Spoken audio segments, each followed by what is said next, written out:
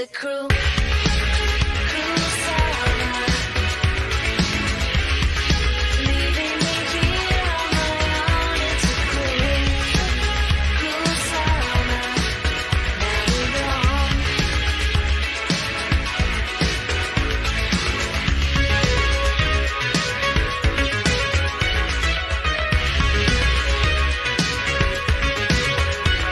The city is crowded, my friends are away, and I'm on my own. It's too hard to handle, so I gotta get up and go. It's a cruel summer, leaving me here on my own. It's a cruel summer, now you're gone. You're not the only one. It's a cruel summer, leaving me here on my own. It's a cruel summer, now you're gone.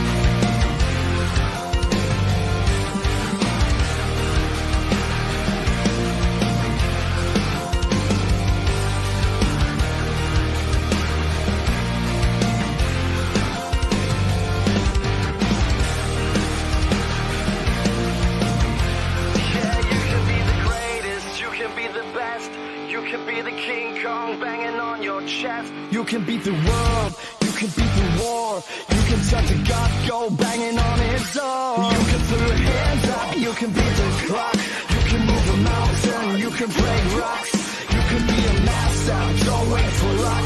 Daddy, can you stop it? You're gonna find yourself in the Hall of Fame. Yeah. And the world's gotta know your name. Yeah. 'Cause you burn with the brightest flame. Yeah. And the world's gotta know your name. Yeah. And you'll be on the walls of the Hall of Fame. Born2BeRad and RADpit Radio welcome you to the 2023 Horror Media Hall of Fame, presented by Mountain Holler.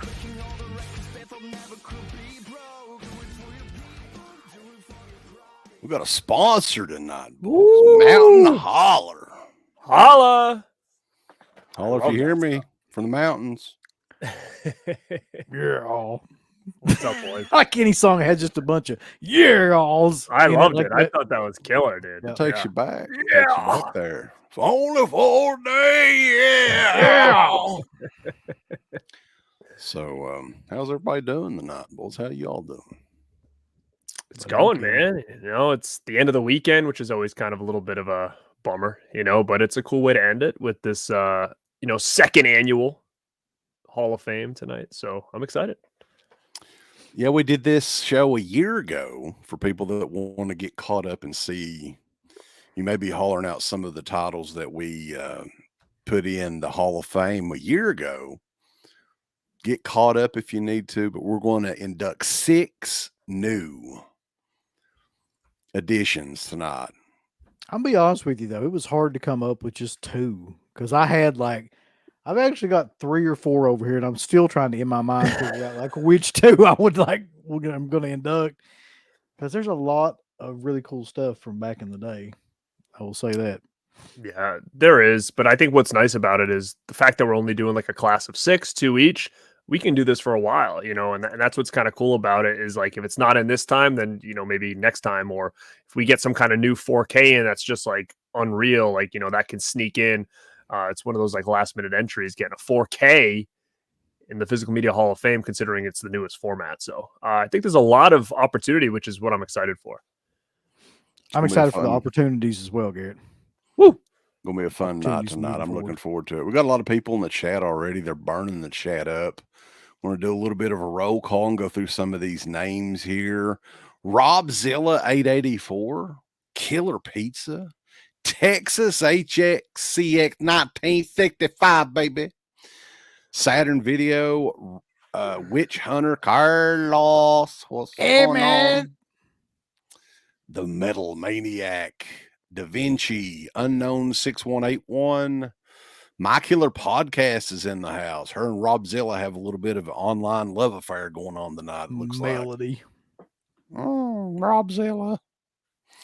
Raised on Fiction, Fauci Cinema, Real Fright, Back for Blood, Adrian James, Mizzy E, Captain Horror is in the house. The Mayor, Bug-Eyed Betty. She's got her eye out for you, Garrett. The one good eye. The Nice. other eye's looking over at Robert Gibson. Rock and roll, daddy. Punisher Batman fan, movie junkie John Blake Paris says Dead Pit and Born to Be Rad is a match made in heaven, more so than SummerSlam 91 with Liz and the Macho Man. Oh, yeah, Elizabeth. Oh, Elizabeth. Will you marry me? Yeah. Oh, yeah. Dude, I shit you not, because they had the Wrestling Federation in Kentucky there for years and years and years. They aired that whole segment on the news when that happened when I was a kid. It's a big deal. I was like, Oh, killer, dude. I love it. yeah. I was like, oh, they're really getting married, you know. And little did I know they'd already been married for like 6 years or whatever at the time. Yeah, she's been locked into a hotel room for about 10 years by then. Bro, like, that's Into one of a my locker room. favorite events of all time still. I don't know why. It was just so hyped. I can remember, like, where I was when I watched it and freaking love that event, man. You know what's crazy about, because I don't know if it's the same as, Peacock, but when it was the network, they had the pay-per-view version of SummerSlam 91, which did not include the wedding ceremony and stuff afterwards. Oh, that's ridiculous then. No. Yeah. That was like part of us. Where did you get to see that for the first time? I know you saw it like the next night and stuff like that. They showed it because I watched it live and that segment was not there. And then all of a sudden, like, I think it might have been Superstars or wherever it was next. You're like, oh God, like, well, how did this happen? But what did that get aired on? Like a Coliseum? Did they add that in, or was it like a super tape exclusive? Yeah, it was on Coliseum video version of SummerSlam 91, but during the pay-per-view broadcast, of course, like they showed the wedding and everything on there, but like the post-wedding, Aftermath, yeah, all that was the Coliseum video, and I guess Primetime Wrestling at the time, they had that on was there. awesome. So Mm-hmm. Rambo Raff for Life wants to know, when did we get Optimus Prime to announce our videos? Well, I don't know. Sort of a big deal over here, the RADpit. So Kentucky Cunt Tater is in the house as well. Important show tonight. I already checked myself for ticks. Well, that's good. Nice. Steve Peekaboo he's ready is basically what he's saying. Alexander Lumberjack, Maggot Fingers, the 4K Tent Revival, Too Sweet Wrestling Collection, Soft Serve. Uncle Bill knows all about that. Oh yeah. The J J- Reflex. Yeah, brother. Can you feel it, dude? Deep down in my hair, Texas.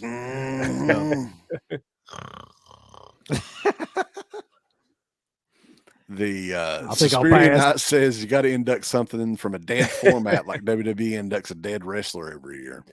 We might be doing that. Yeah, we'll do that. So yeah, it's going to be a fun night. Stuntman Mark as well is in here. Wild Wrangler, Red. Tons of people in the chat. And we appreciate everybody. Carter Dention's in the house. So who wants to get started? We got 6 different releases that we're going to go over tonight. Who wants to go first? I can Flip a go. coin. I can go. Draw Fine. straws. You want to draw straws? No. flip a coin? Go I for don't it. Go care. for it, Garrett. Go for it.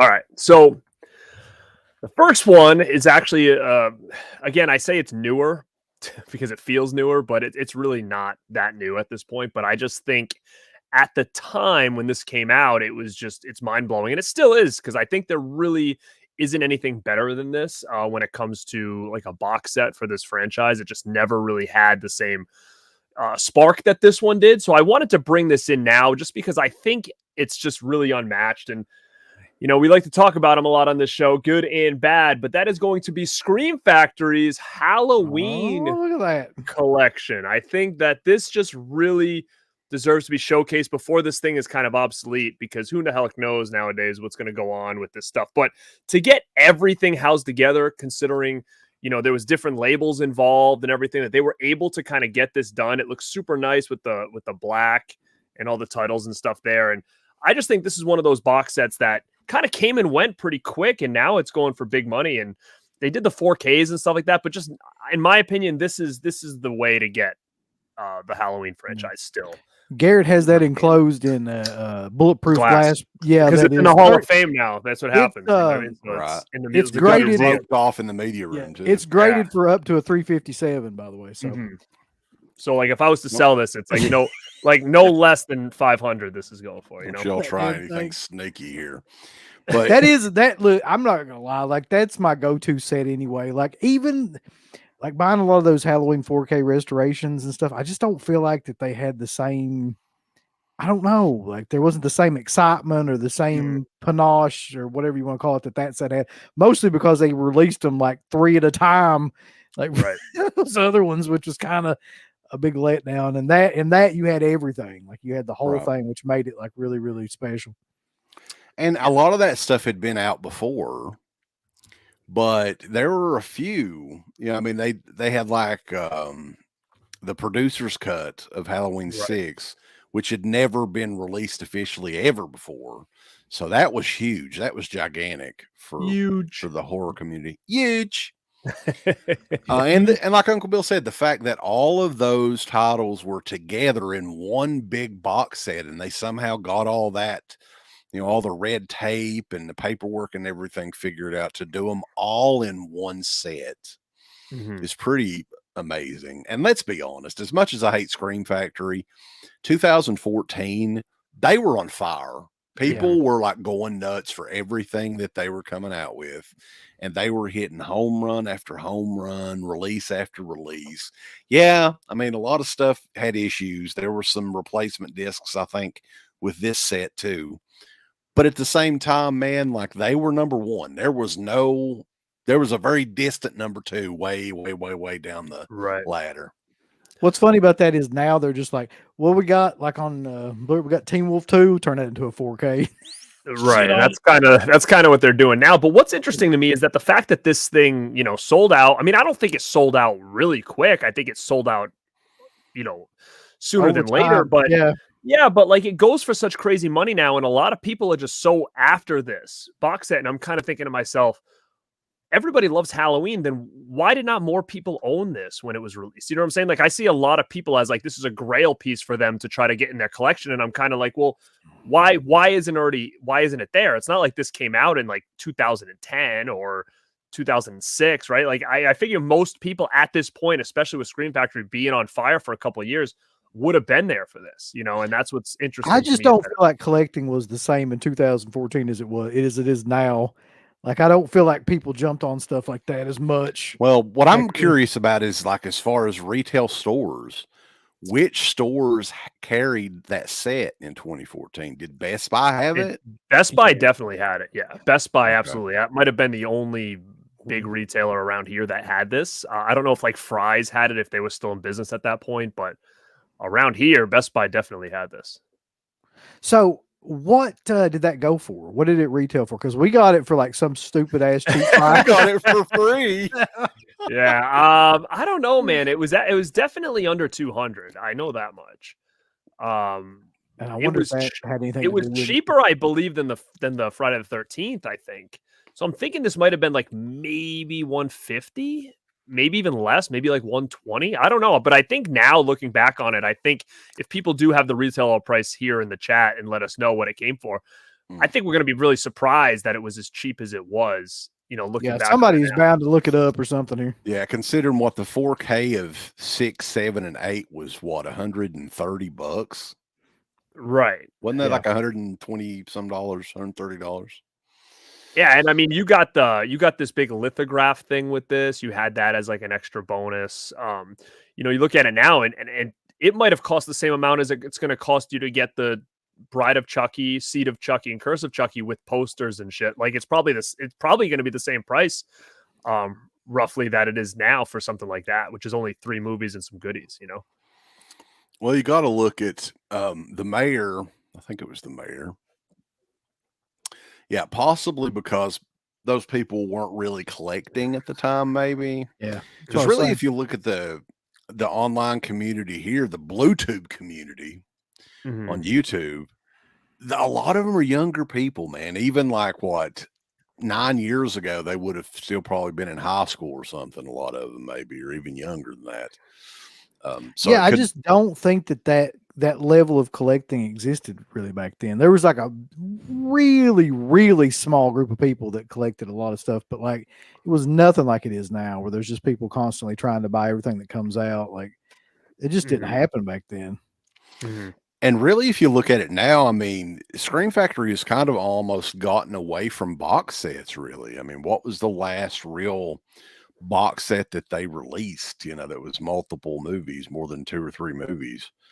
It's been a while, right? Do you think that that's a like, do you think that they could gain a little steam with that? Like, to me, I'm looking at it and I'm like, man, if you had all these Chuckies, like, why not just wait till you had them all set and just say, hey, we're going to do a box set with like all 6 on 4K in a nice box. Like, I feel like that would have been the way to go, because it just would have made it feel so much more special than say, hey, we're going to release 3 here with some slip covers. Then we're going to release 3 like in another 6 months with some, like, I don't know, like it just doesn't give you the same feel as like if they would have just did one gigantic box and you might have had to wait 6 months from pre-order or something, I think I honestly think that's probably still their plan.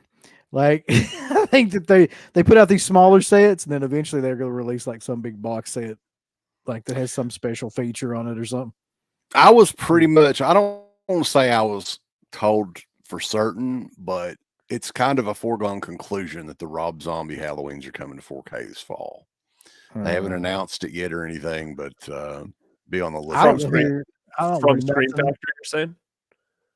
Yeah. Really? Buddy, Well, look, you got them on Australian some sort of bullshit, so you already got them. You don't even got to worry about Scream Factory. I had them before, and I ain't got them in 4K though. Those were Blu-ray. Well, let's hope that if they were smart and this is the last, like, I don't know if they're going to ever get the rights for the other ones, right? So let's hope that maybe they do something where they give you like a box to house everything at the end of the day that you can kind of make your own, because to me, it just seems like I would rather get an empty box that will house all the Halloween 4Ks with their hot boxes and all that other stuff for a price than them saying, hey, here's Halloween box set, and in this bundle you get some pins. Like, give me a empty cardboard box instead of the pins, and I'll pay the extra money for it. And then I'll just put everything in, and then you know what it does is it Rob Zombie. I'm really shocked that they didn't do that. Really. Yeah, but maybe it's because there's more to come. Possibly. Well, that's the thing. I don't know if they're going to get the rights to the new ones, but maybe they are. But at the same time, what I think about these empty boxes in a bundle, like after they're done with the Chuckies, like they should have made like, hey, if you buy all the Chuckies, you can put them in this box, because it forces people to have to go back, right? So like, let's say you missed out on like, you're like, oh, I don't like 4 and 5, I'm not going to get them. But then you get every other Halloween and they give you a box. Don't you think that in order to fill that box, you go grab the other 2 just to complete it? You know what I'm saying? Like, I think it'll drive people to complete the collection that may have not done it yet. If they did something as silly and stupid as that, because I don't know, I just love box sets. And I was on my stream the other night and somebody was mentioning a movie that they thought they were going to put out. And I'm like, yeah, maybe they should just do a box set of that. But it's like, I don't know, like a second tier movie with like 3 movies or something. I've got to imagine the only reason why they don't do box sets anymore is because they figured out a way to maximize how much they charge for these individual I ones. think that's exactly why. Yeah. And so like, there's no point in doing it unless you do everything like they did now and then release a box set that has something like one thing extra in it, like one extra disc or something, which will cause all these collectors to just be like, I've got to get that. And then like you just maximized everything then. Well, we all know it's a matter of just time. It's coming. Like the the David Gordon Green movie, Scream Factory treatment.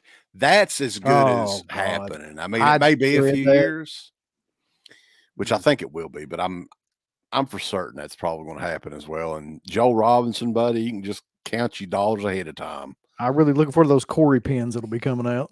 Oh yeah, dude. Damn old fucking Corey pins. Corey You in the know they're leaves. Like, coming. I want to see Corey in the leaves on the cover. But Yep. as far as that set goes, though, man, going back to that collector's edition Halloween box set, it's a gorgeous set. It was very well put together, lots of extra materials and everything. It was back when Scream Factory was really at their prime. I mean, and people know I'm not a huge Scream Factory guy, but that's a solid release from them. I'll put them over a little Yeah. bit. I gotta say, like, that's one of the best overall box sets ever. It is. Yeah. I had and, a thought about that. Oh, go ahead. Oh, Gary. go ahead. No, I just want to say, Matt said what we were talking about in the stream was if they would have put out Stepfathers, like the 3 in like a little box set. I'm like, Oh, yeah. that'd be cool. You know, I'd be all for that. Like, remember they used to do those like little flimsy boxes with the fly and all that other stuff. Like, why don't they just say, you know, try to get something like Stepfather and put it like 3 movies in a little box set? I think it'd be nice to do that. People would buy that. Mhm. I guarantee you collectors would. So, I was watching somebody earlier. I think it might have been Christian actually, and he was talking about this, and this never entered my mind until right now. But when he mentioned it, do you guys think that like one of the things he was saying is that the special features, like going into like big documentaries and special features on a lot of these discs and things like that, drives the price up of the disc because they have to pay the people to do the special features? Like, do you think that's a thing? He was saying like the more bare bones editions, like if you cut all that out, like a lot of companies are doing, and just put the movie out in something that it actually like, you know, you can release it for cheaper than like if you have a lot of special features and things like that on. I mean, I would almost assume probably only because I mean they're probably going to try to figure out how they're going to pay. You know, what are they going to make to pay off all this guys for doing all this stuff? You know? I'm curious how much they make. That's what I'm curious about. That'd be a Felcher question. I mean, he Yeah. probably wouldn't tell us for sure, but I know is he it like wouldn't. a flat fee that they get paid up front, or do they make a small percentage on sales? That would be Because a good question to ask him. It would be really good actually. And I know you guys talked to him about this too, but I hate when Scream Factory's new motto is like, let's put the documentary in pieces. So like it looks like there's more shit on the back of the box than just Yep. saying 90-minute, you know, documentary on the making of. I would rather sit there and watch 90 minutes with like little chapters than have to like click the next thing and click the next thing. And then when it's over, like click, like that's to me is super annoying when they break it up into all these little parts. Just to make the back of the box look bigger, like as far as what's on there. Like, I think that's a really shitty kind of way to do it because it's almost like you're trying to fool people, but at the same time, it's almost like needless. Like, really, like if I saw a 90-minute documentary, I'm more apt to check that out than see like 10 little 10-minute like clips. You know what I'm saying? Like, that's just me. I'm all about those making of, but if I don't see like something like that on the back, I'm actually less excited about it than seeing 10 little small snippets. Me of, too. like, Anytime I see anything like that, I always assume it's going to be crap. Because right. if you see like an interview, it's like 9 minutes. You're just like, well, what are they going to talk about? They're just going to be like rehashing the same BS that they've done, 100 times before. That's the way I That read it. seems. I mean, I think it may have started with Scream Factory because originally they were doing the documentary thing, which Felcher enjoyed doing those. And then I think that he told us in an interview that he was more about he wanted to do the whole story and not just single interviews. But other studios are doing the same thing. Kino is doing it as well.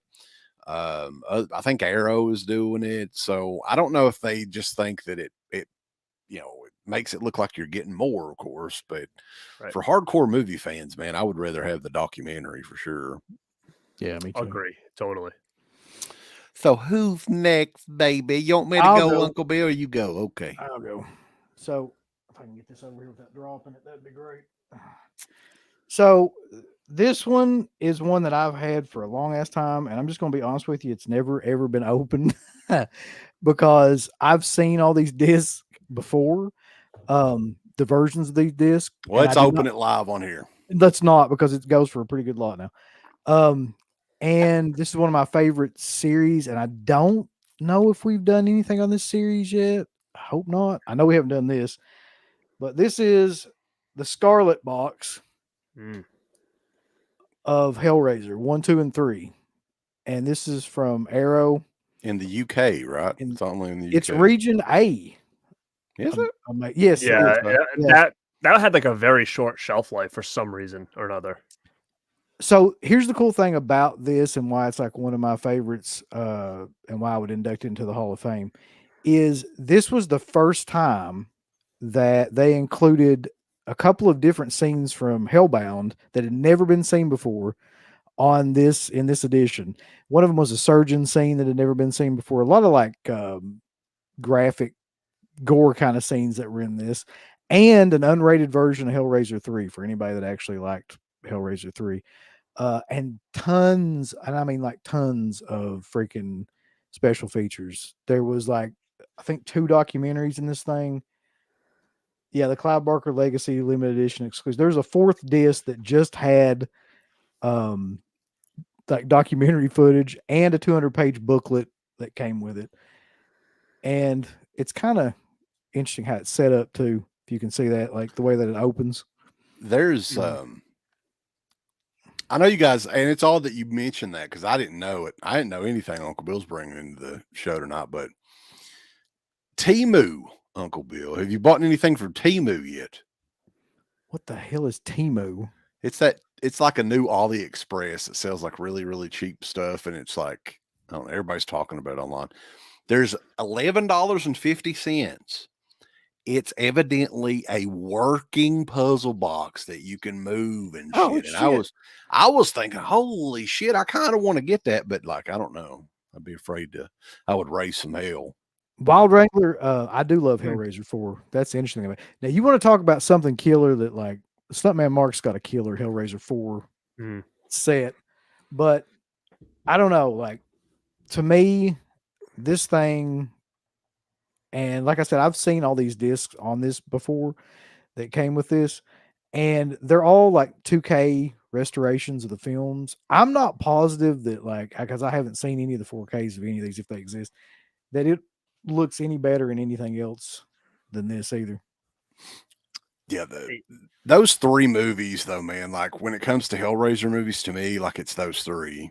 Like those are the 3 best. Right. Now, I'm not that familiar with most of them afterwards. I know that the Judgment one they made a few years ago was like the most boring, awful piece of shit ever.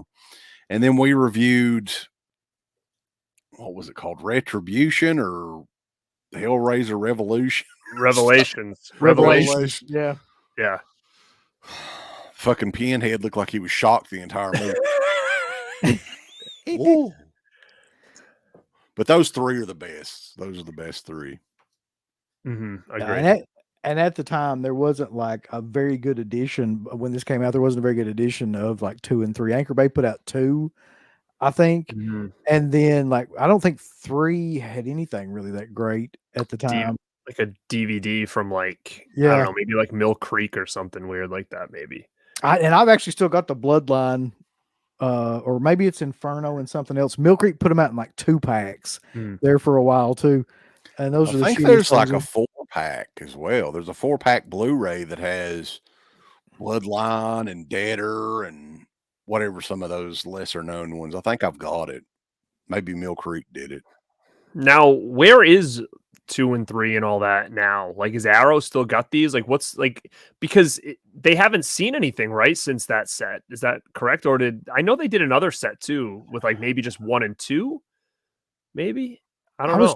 When I was looking at this, I was trying to figure out like what has been done with like the Hellraiser sequels, at least for in terms of, are they on 4K? Like, I don't even know. No, like no, none of them are on 4K. None of them.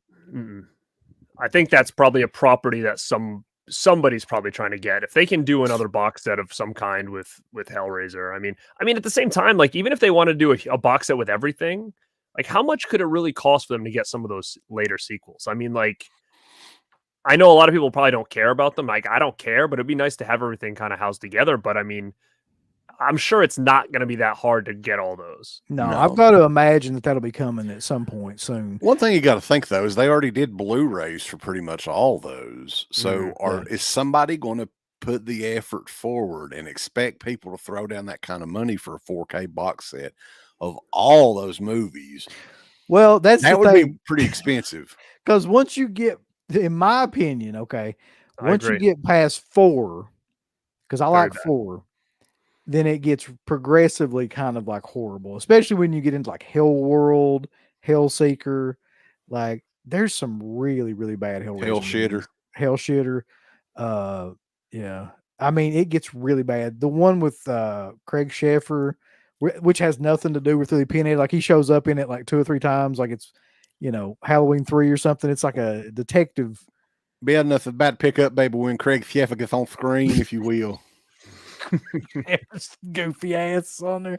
But yeah, I would like, that's the thing. It's kind of like the way they did that Halloween last 4K box set. It's like they really expected people to go out of their way for 3 movies that are, except for 1, 2 of those movies are really kind of shitty. So, I mean, I don't know if they break it up into like, sections, because a whole box set you would be paying like what, $30 or $40 for some like shit ass. Well, imagine if like movies. Vinegar Syndrome did a box set of all of them in like a big.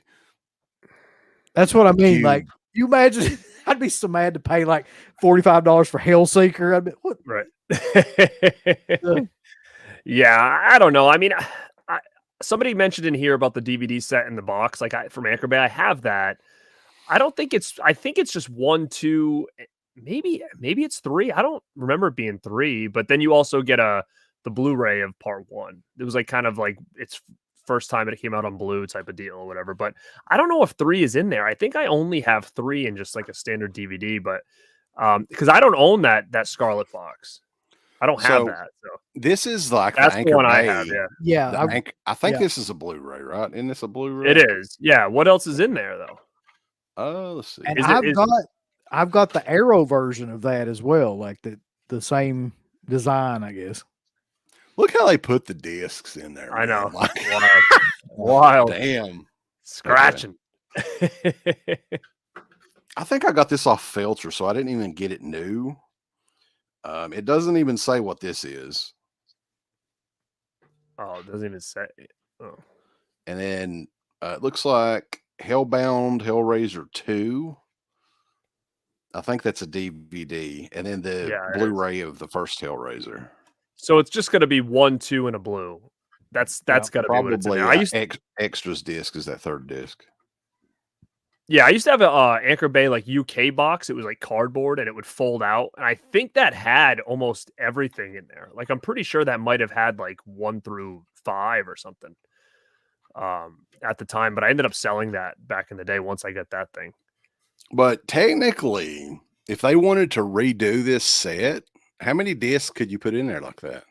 You could put more, probably. You could put more, at least 3 or 4 more.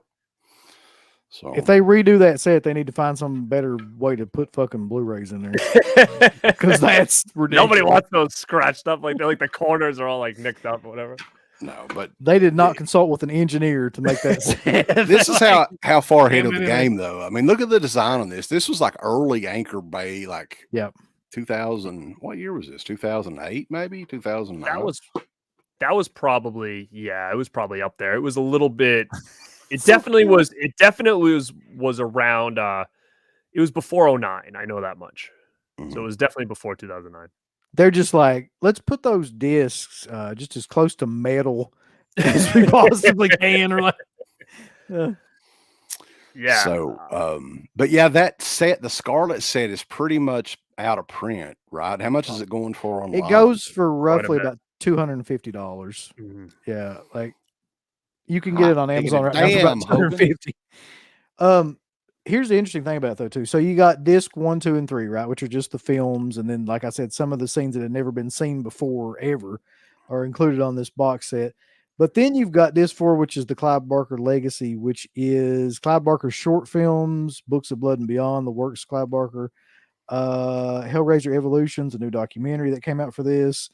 And then, like, along with each disc had special features on it as well for that particular movie. And then you had the 200-page Damnation Games limited Mark edition. says part 3 Yeah. isn't in it. Is he? No, talking- he was talking about the He's Anchor talking- Bay. yeah, part 3 is Oh. definitely in this one. Yeah. Okay. Mhm. Cool. So I'm sure though, Uncle Bill, go ahead and sell that on eBay because I that's will. coming out in 4K. Don't worry, I'm going to soon.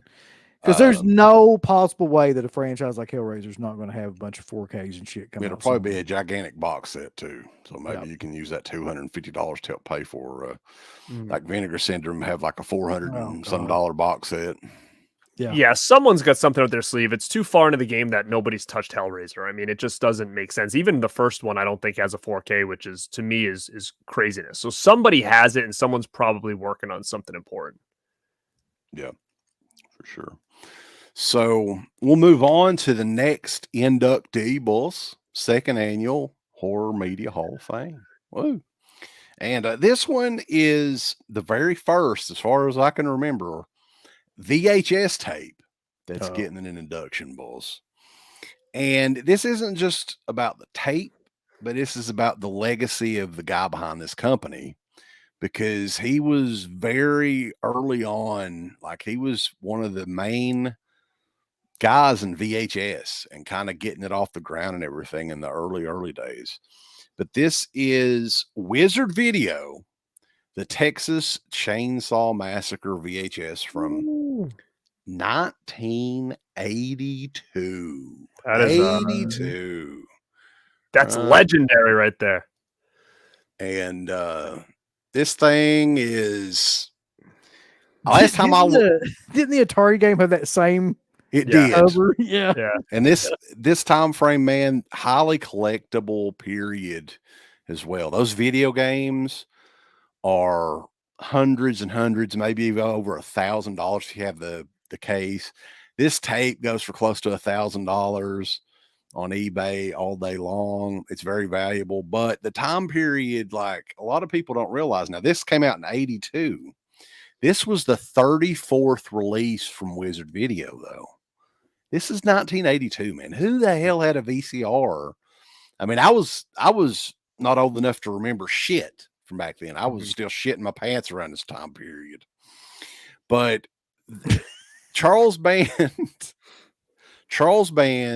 Wizard Video, which would later, he would do the Empire Pictures thing.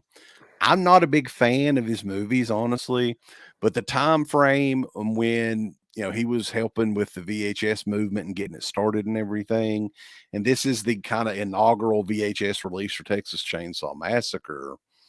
And I think that it helped get the name out there for this franchise even more in this early period, because Wizard Videos, man, you pretty much it was kind of like a mom and pop selling out of their truck sort of deal back then, is how much in its infancy, that company was. So this is very, very, very early on physical media game. Often go back and try to think, what would it have been like if you were a movie collector in 1982? Because a lot of these tapes were like $100 to $150. They primarily selling them to video rental stores. What would it have been like then? Like anything else, I think that some things back then weren't taken as serious. So, like for instance, someone could have bought that and realized, like, oh, I don't need this cover. They shredded it or whatever, tore it, got that tape out, just kept the tapes, put them in like a little holder or whatever. Like same thing. Why things from the 80s are worth so much money now, like Nintendo games. If you have one of those things boxed, even if it's not sealed, if it's boxed up, same with VHS tapes, like they're worth some money because nobody was thinking about this shit back then. Like, did anybody, I'm going to ask all three of you, when you got Nintendo games, did you ever keep that cardboard box? No. I didn't. I used to take the little plastic, the little black thing, slide it in there, put the directions maybe in the back, and then just slide it in my thing. Like that cardboard box was in the trash within 2 seconds. So that's why things like that are worth so much, because nobody back then saved that shit. Where now a lot of the stuff that we're collecting, it's like everybody's keeping things sealed. So like the day of what it's going on now is never going to be the same because everybody knows better now, and that's what I try to tell people when it comes to, if you keep things sealed, like it's cool, but it's never going to be. It's not like the same. No, it's not going to be worth. And even if you look at the price, and this kind of shocked me. If you look at the price of like NECA figures, if they're boxed versus if they're out and they're complete, it's not that much of a difference, man. Like you can get, like, if you can sell them like still for like a pretty decent lot of money if they're complete and unboxed. Like people just don't give a shit about like stuff like that anymore. And same thing with like DVDs or Blu-rays and things like that now. Like everybody's been collecting these things forever. So you're right. Like it's not a big deal as it was then. Yeah, I mean, usually things that are really, really mass produced, they may be hot at the moment. Like, and me and Uncle Bill found this out with like baseball cards and Oh God. wrestling figures, Basketball and stuff cards, like that. baseball cards, yeah, anything like that. So, you know, they mass produce them out the ass. There's thousands and thousands and thousands of them. Whereas something like this, where, I mean, I don't know how many was made, probably a lot for this time period, but people back then weren't thinking about the collectability of any of this stuff. No. And I think that's why a lot of those sealed VHS tapes, there's a whole market for people going to get them graded like it's a fucking comic book or something. And they're selling them online for thousands and thousands of dollars to these idiots. Let's be honest, man. Like, who in the hell is going to throw down $10,000 for a sealed videotape of whatever? I swear, I think that's all just some sort of gimmick, man. Like, I think that's almost like a trap to get people like that are stupid enough to believe that to like do it. I just don't think that's real.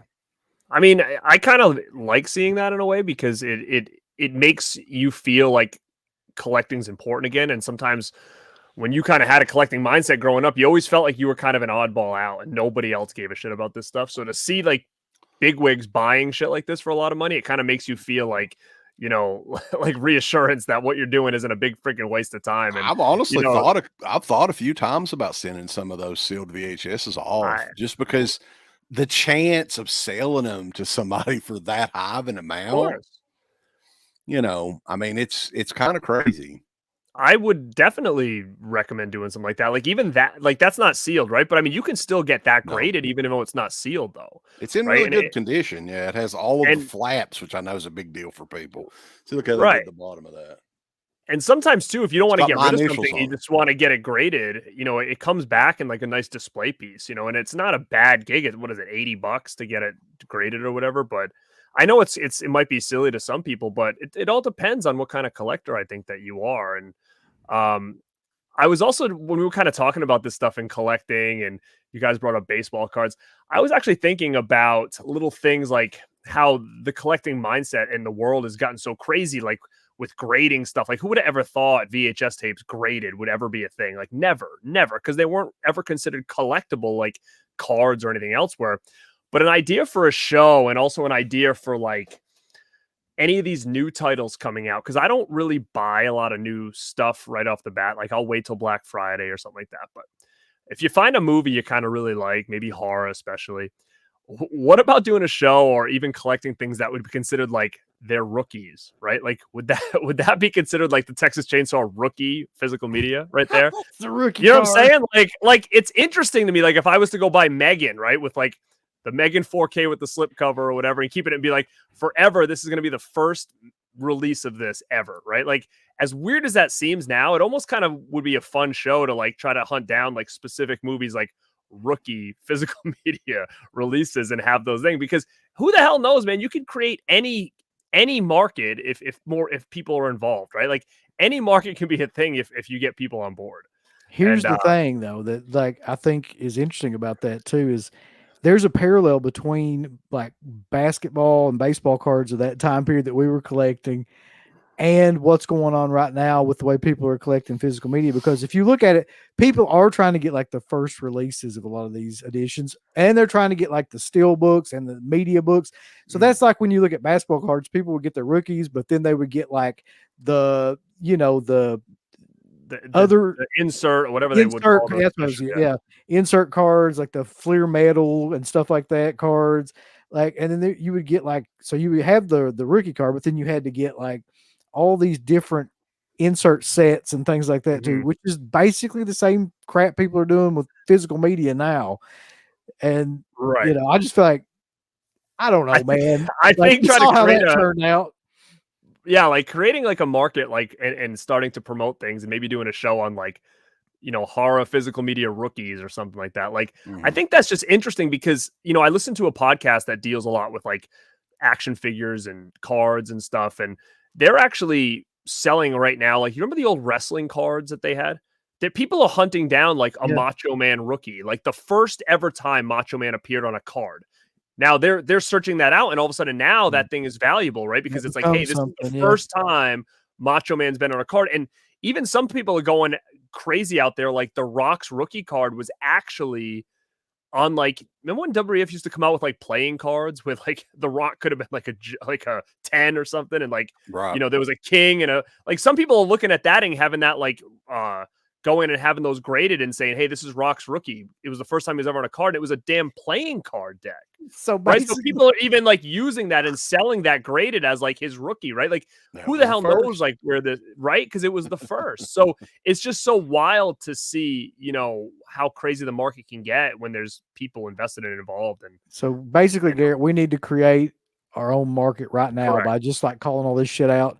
correct. It's like being OG rookie kind of stuff, and then Yeah. trying to sell it. So that we're calling it I'm right there. now. We're gonna do it. We're gonna Yeah. do a physical media like rookie stream where we're gonna grab some. We're gonna try to find some We're rookie gonna create our own Correct.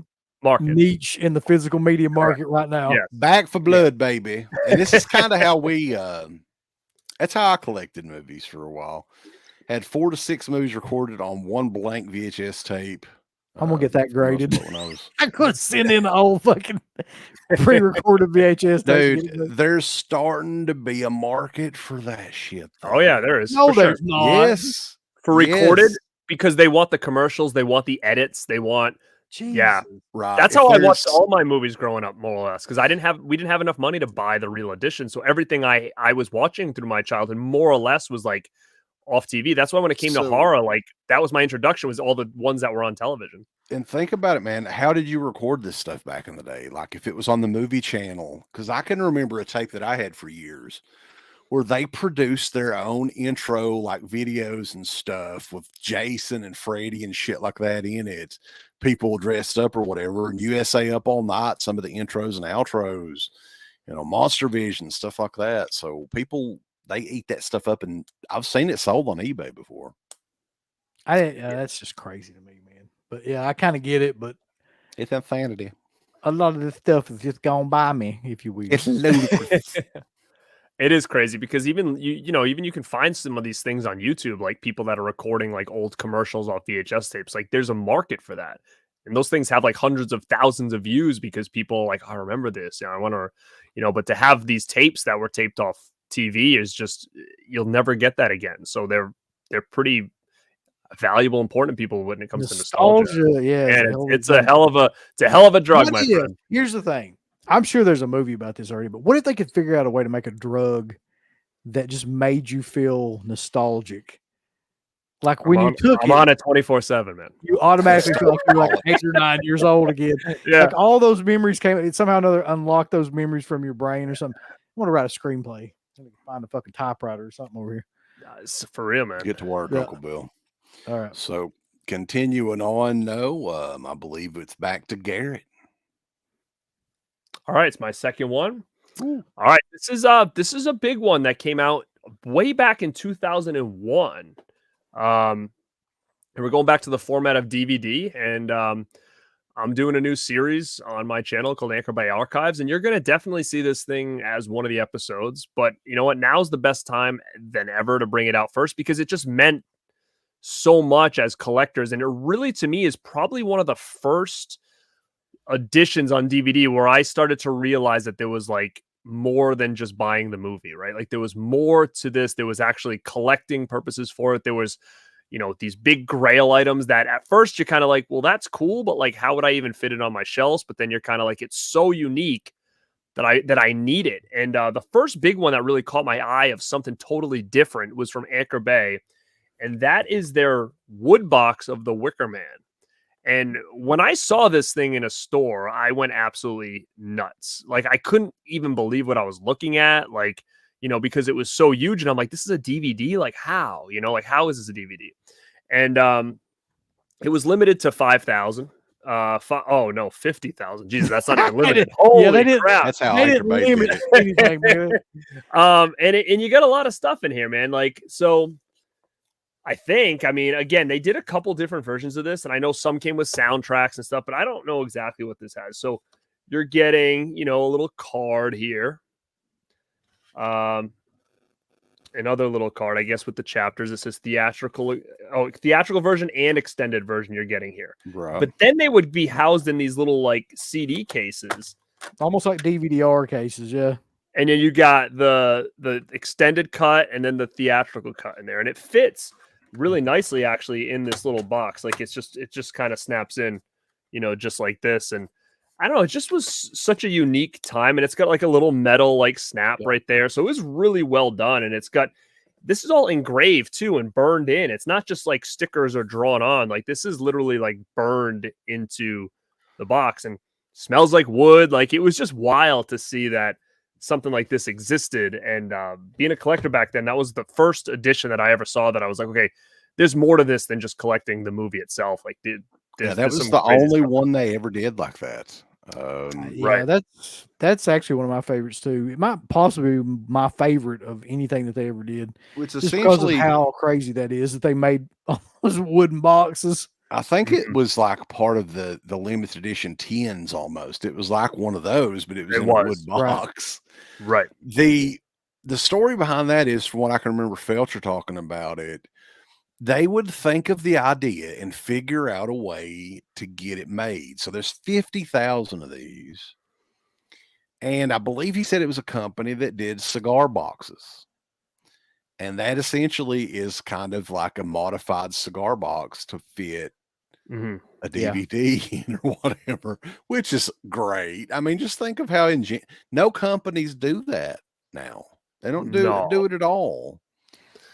I think the funniest thing though was when we were talking to Felcher and he's talking about like somebody at Anchor Bay had said like they're limited to whatever it takes to sell out. Like there really was no limited edition. Like it was just like limited to however long it took them to sell it out because they made so many of them. So I'm not even sure if like when they said limited edition, like they actually fucking even did that. Like, well, they were numbered. I don't know what they went by the numbers, and that was also a thing that was a driver back then. When you turned this thing around and saw that it was numbered, like you didn't really take into consideration how many they were. You just knew that like every time I buy a movie, it never tells me that there's only a certain amount made. So it made you really want to get it too, because you were kind of like, well, this seems important. Where now we see this shit all the time with his limited numbers and stuff. So this was just a huge deal. And again, you can stand it up too. So it doesn't fit on your shelf this way, but if you have like a display or on the top shelf or something, it actually stands fine. Now, does it have anything on the spine? Does it got Wicker Man or Anchor Bay logo? It says Wicker Man on the spine. Yeah. Okay. On both sides too. So you have this, Uncle Bill, right? Yeah. Yeah. I've got it in there. How about Wes? Not yet. No, I think that. Well, it's your lucky day, my friend. Look. Whoa! Oh, my Lord. So look at the differences on those too, though. I mean, those logos were obviously burnt on there because they're way different. Let me just take a look here. I'm trying to look at the size. It looked weird on the screen. Oh no, it's the same. It's the same. Actually, you know what's funny is one is like a tad smaller. I was noticing that. Yeah. Yeah. So what did they have, like an iron or something they were burning these with? I have no idea. It's probably a brand of some kind that they were using, like somehow. But yeah, that's interesting. So you said 2001. They commissioned the Amish to make them. Somebody said so 22 years ago, man. Wow. Yeah. Wild. So everybody should probably try to have that too, because I just think that's one of the coolest editions of anything. I think when we were talking about this a couple of times before, because Garrett mentioned on his channel, he's doing the Anchor Bay archive videos and stuff. And we've done a couple of videos over the years talking about Anchor Bay and the last Horror Media Hall of Fame show. The Anchor Bay stuff, man, is still very collectible, but I think this is stuff that as of right now, you can still get affordably. Yeah. It may not be that way much longer. Who knows with collecting the way it is and everything, but a lot of their stuff, like some of their stuff is Midnight Hour is impossible, really. $400 DVD, $500 DVD, but majority of their stuff is pretty damn affordable now. And I think that in the future, it could be could be a collectible. Yeah, most anything that you can think of like that from Anchor Bay, like the earlier stuff that's like DVDs and things like that, you can get any like those. Even if you think about the metal editions like that they did, you can get most of those from anywhere between, depending on what it is, between $30 to $60. Like generally speaking on eBay. So like, I mean, to me that's not that bad. Shit, I mean, Vinegar Syndrome charges that now for any regular disc. Yeah, I think Wes has it on the nose though, because everything goes through ups and downs as far as like what it's collectible at, right? Like VHS vinyls, we've seen this all happen where it went through this like really lull period. I think now with these, I think he's right. Like I think you're going to start seeing a little bit of an upswing when it comes to some of these DVD sets that are just unique, because a lot of these collectors now that are really collecting heavy didn't know about this stuff. So when they start to see like us post this stuff or on our social medias or talk about it on streams, like if anybody's a collector like me, no matter what it is I'm watching, it gives me a little bit of an itch that I want to search it out or check out how much it would cost or add it into my collection. And that's just at least how I feel about this. So I think the more we start kind of talking about this stuff, I think more people that don't realize it even exists to be like, oh shit, you know what? I'm going to put that in my collection. That's nice. And like I said, it's creating a market, right? So it could be a good or bad thing. I would say, let's try to, we got a rad super chat from the Rebel Monkey 98. Says, what's up, man? Thanks for popping in and saying what's up, dude. He's the one that bought Manhunter from you, and he hopes everything's going well. So since it is a rad super chat, a little Haim action. There you go. But yeah, I think that like we said, it could be a good thing to create a market for this stuff, because you know, us as collectors, we have it already, and you know, sometimes we have two of it, right? Up with like case in point here, but it's also a bad thing because if we're looking at kind of complete little collections and everybody else now is kind of going after it, it's only going to raise those things up. So, but I don't know. It's fun to talk about that stuff because I feel like it was a golden era that not enough people that are around now get to experience. So I like to go back and chat about that. And with you guys, it's nice because you guys were there and you know it. Well, I really do think though that anybody out there right now, I mean, if you want to like get into Anchor Bay or things like that, you should probably do it now, because I think all that stuff will go up in the next couple of years extremely high. I feel like fucking guy on the MSNBC, the stock market guy, you got to invest now. Invest in some Anchor Bay titles now. Because later on, the prices are going to go through the roof, guys. All right. Really, speaking of that, go back up. What was the guy's name that bought Manhunter? What's his name up there? Rebel Monkey 98. Rebel Monkey. If you have Instagram, find me at Born2BeRad. If you do not own the Anchor Bay Manhunter with those like that thick box DVD, I will send it to you for free. So if you don't own it, I will send you it. So shoot me a message, man. Thank you for that super chat. Hell yeah. People are going to be grading their Wicker Man wood box set. Yeah. They'll be like, what kind of fucking pine did they use in this one? This guy's a little crack right there. That's what I want to know. Is it a light burn or a deep burn? Was that sap tree from Indonesia or not? Because I've got to figure that out. Speaking of which, I didn't mention it before, but we are multi-streaming tonight on Born2BeRad on YouTube and RADpit on YouTube. It's a good opportunity to go and like both streams and subscribe and all that good stuff. You know they want to do that, don't they, Uncle Bill? Yeah, hit that like button, beat it up, whatnot. Destroy it. Annihilate the like button. Super kick. Yeah. And if you don't want to like either stream or subscribe to either stream, well, you just need... Shut up! Oh my God. What, Perry? You have that Frankenhook? I've been looking for that. I owned it and I sold it. You have that? If it still works. Yeah, Instagram. Hit me up on Instagram at Born2BeRad. Please send me a picture. Hit him up on Instagram before you hit it up on eBay, right? No. Correct. All right. So bicycle kick the like button. There you go. I like that. Or you can, well, I'm not going to say. You could have done it. German suplex that like button, you guys. Yeah. Yeah. Uncle Bill, it's your turn, pal. So I've been sitting here like really trying to figure out how I want to do this, like which one of these three that I want to do. And then so I think I'm going to like change it up a little bit. I'm going to change the rules of the game because that's what we do here. I'm going to induct an entire series of things rather than like one physical media item. And by that, I mean, because I really do think that of all this stuff that I've got, Is it all 78 of the witchcraft movies? maybe. I think that these deserve to be in this Hall of Fame because they introduced me to some of the craziest and stupidest movies of all time.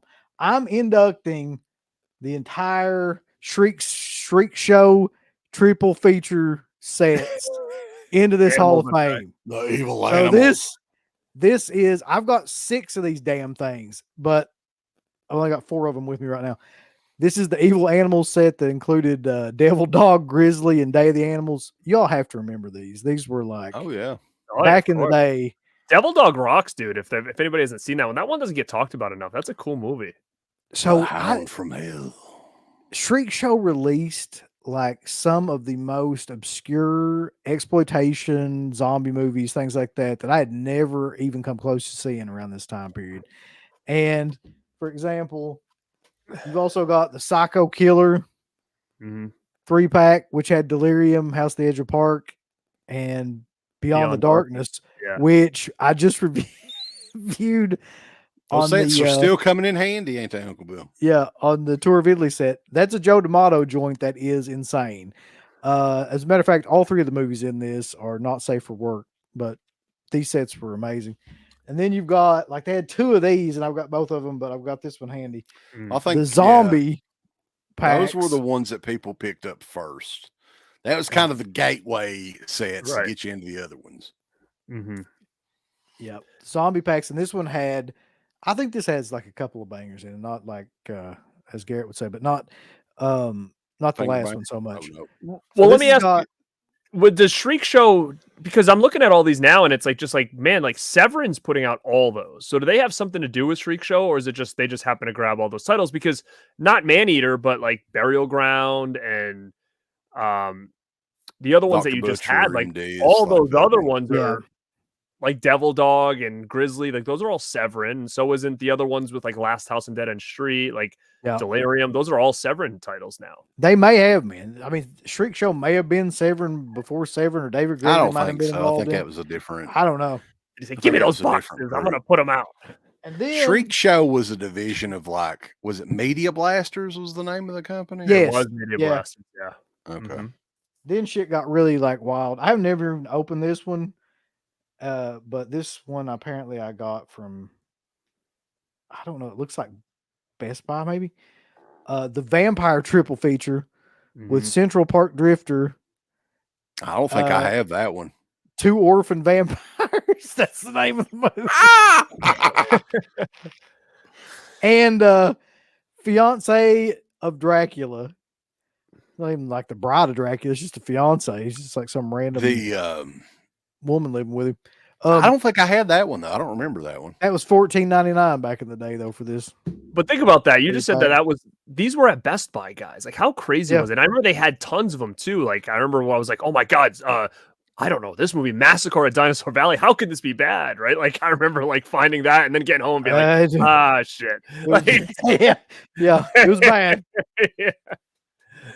But no, I just like them because they really did introduce me into like a world of a lot of times Italian films that like I'd never even heard of, or like stuff like crazy just exploitation movies that you would never see like anywhere else.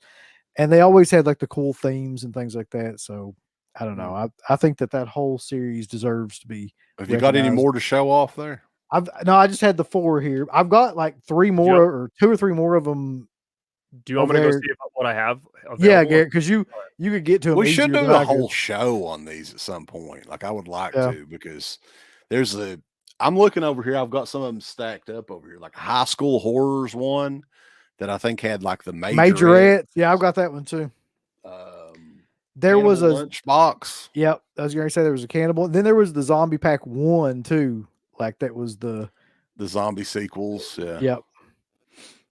So I bet he's got every one of them. He'll come back in here. Yeah, he'll come back with all. I don't know. Like, we should do a whole rundown of them. I'm sure amongst all three of us, we probably have all of them. Yeah, like I've got 6 or 7 of them in there. Like Oh! 2 more. I Yeah, should Garrett's got a few there. Yeah, I just grabbed ones that you didn't show. So I got this one. say. The first zombie pack. Oh, that's Zombie is that the pack? third? Yeah, that's well, this has 3, 4, and 5 on it, so it's got Yeah. like Killer Birds or whatever it's called there. Killing Birds. Awful movie. By the way. DVD's good enough for those. Yeah. Mutant Monsters. So you I've have got that one too. Yeah, the Dark, the Being, and Creature from the Abyss. I got that one because the Being. I don't think I is, ever had that one either. The Being is a Jackie Kong joint. I think that's why I got that. The Being's a good movie. Who has that now? Is that Vinegar has the Being? Somebody put that out like, Code not too Red, long I ago. think, put it out. Yeah, it's Code Red or Kino or something like that. Some combination of that. Yeah, this one's bad. This one I can't do this. Jungle Horrors. Look at that. I've got Eaten that Alive. one. Jungle Massacre at Holocaust. Yeah. Bro, listen, like Massacre at Dinosaur Valley. Look at that cover. I was like, this is a gold mine right here. Jungle Holocaust was a Diodato movie. Are you guys talking about that one tomorrow? No, because that one's awful. I'll tell you the films, by the way, that we are talking about tomorrow, just while we're going through this, the Diodato film. So we're doing, of course, Cannibal Holocaust. We're doing Cut and Run. We're doing The Barbarians. We're doing House Near the Edge of the Park. And, oh, God, there's one more. What was it? Body Count. Body Count. Yep. Which still doesn't have an official release. Sadly not. Which one? That's the Euro one. I just Euro saw that one in there. Yeah. So you Was it got just Franco Faceless, shit. Witchery, and Bad Inclination. I think Witchery was Joe D'Amato. I think that was him or Bava, one of the two. Was Lamberto Bava. Witchery's got Blair in it, right? Yeah. Yep. It's got and what's nice about these packs too is they all had their standalone editions, and it was a nice way to get a lot of these without having to buy them singly, and how many of those sets did they do, man? Because I'm seeing at least 2 or 3 more over here that I've got a Demon set. Yeah. Yeah. Does that have like Demons 3 in it or all that stuff like Demon? Yeah, the other Hell is in it. And then the Cannibal Lunchbox one. Jeez, I've got that one. Yeah, the Psycho set. Yeah, I just saw that one in their mother room too. They made a ton of those. That's got Tenement. Tenement. Yeah. Don't go in the house. Tenement. Now, is Tenement available anywhere else or no? Tenement's on Blu-ray now. I'm pretty sure Yeah. because I love that movie and I kind of checked into it not too long ago. Yeah, so those are the ones I ended up grabbing just because they were all close to each other and we didn't talk about them. But yeah, it would be interesting to do a whole show on these because, like you said, even just searching them out, I'm curious to see like how many were there. Because if you have ones that him and I didn't even talk about, like there's got to be so many. That's the thing too, because I've got like all of those that you showed as well too, and I'd have to go back and look through like to see if there's any more. There's got to be a list somewhere. Maybe I'm sure there is. Yeah. Maybe we can do a stream on all those at some point in time because that's the way that me and Uncle Bill both learned about a lot of these European movies for sure. Yep. Mm-hmm. Oh, that's funny what Irvery just messaged. We talked about that earlier today, man. Yeah, I didn't have those. I thought I had the one with like dead heat in it, but I didn't. Maybe at one time or another I did. Yeah, I didn't have those either, man. I remember seeing them at the store and being like, wow, these are real cool. It looked like basically like a 6-pack of beer and it had like 6 movies in it. But a lot of the times I owned everything that was in there. So I was like, I don't need it. But we probably walked by those. I don't know how many times at Best Buy. I remember like they had all of them too. Yeah, they had multiple copies of different ones. And what Felcher told us they were essentially was like some titles that just weren't selling as well. They put them, boxed them all in there together and, marked the price down a little bit, but they were still kind of expensive. If I'm not mistaken, weren't they? At least I think they were like $50 or $60. I don't know. A little bit of money. Yeah. From what I can remember, that's maybe why we didn't buy them back then. Yeah. They were kind of higher, but it was 6 movies. So now, did you remember if they came like when you opened that box, were all the original like discs in there or did they house them differently? Like were they all in like their standalone edition? So if you bought that box, you got everything that you might have been wanting in one hit, or were they set up different? Okay, that's cool. It was all the same retail versions. They were just all put together. Mm-hmm. Side Hustle Cinema's got a good pick for the next one. Ooga Booga from Full Moon. No, let's not do it. It's like a Hall of Fame. We'll do a stream and talk about our favorite characters from that movie. How about that? No, I can't. So let me ask you guys this, because somebody brought up the Toxic Avenger box set. There was another line that Trauma did that was similar to these Shriek Show ones, where it was like Toxie's triple threat. And I've got a bunch of those too. I don't know if you guys remember those or not, but they had the movies that were like the lesser known Trauma movies, like Redneck Zombies and like, Blood Hook and stuff like that. And these 3-packs, I've got a couple of them in there in the other room, but they were very similar to what they were doing with the Shriek Show 3-packs at that time. It was wild back then because you never see that kind of stuff anymore, like 3-packs and jammed on one disc or whatever. Like you just don't see any of that stuff anymore. The same thing. I do have this Trauma box. You guys might have it. It was like a big tin that had like a bloody eyeball on it that had like the blood inside the eye. And then when you open it up, there was like all these different discs in there. Did you guys have that? No. I can't even tell you what movies were in there, but it was like this big red bloody eye on like a white tin. I think I have it here somewhere. Hang on. Uh-oh. Oh, baby.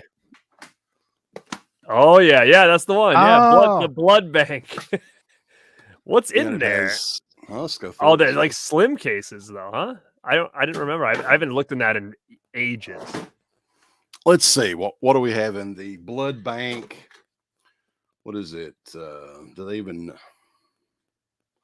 don't know. We've got a total of 10 different cases here. Looks like a giant Band-Aid. Like, I'm curious to see how many of these movies have hit Blu-ray or whatever. All right, guys, you ready? Yeah.